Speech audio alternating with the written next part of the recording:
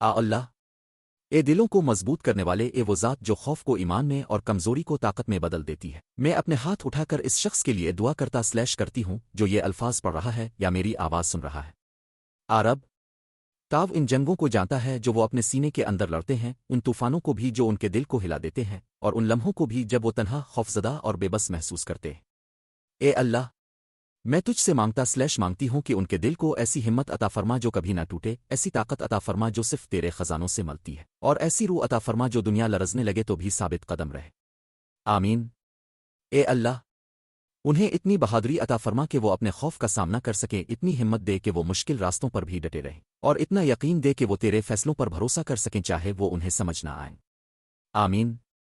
اللہ ان کے دل کو دباؤ میں ٹوٹنے سے بچا، ان کے ذہن کو الجھن میں بکھرنے سے محفوظ رکھ، اور ان کی روح کو ہر بار زندگی کے دھکے کے بعد دوبارہ اٹھنے کی طاقت عطا فرما۔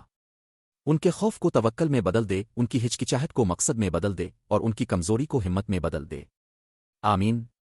اے اللہ جب وہ مشکل کے دہانے پر کھڑے ہوں تو ان کے یقین کو مضبوط کر دے کہ تو ان کے ساتھ ہے، تو انہیں دیکھتا ہے، سنتا ہے، اور انہیں کبھی تنہا نہیں چھوڑتا۔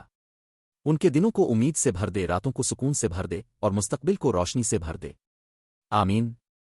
اللہ جب ان کی تیری طرف واپسی کا وقت آئے تو انہیں بہادروں اور صالحین کے ساتھ اٹھا، قیامت کے دن انہیں اپنے سائے کی پناہ دے جہاں تیرے سائے کے سوا کوئی سایہ نہیں ہوگا، اور انہیں جنت کے سب سے اعلیٰ درجے، جنت الفردوس میں داخل فرما۔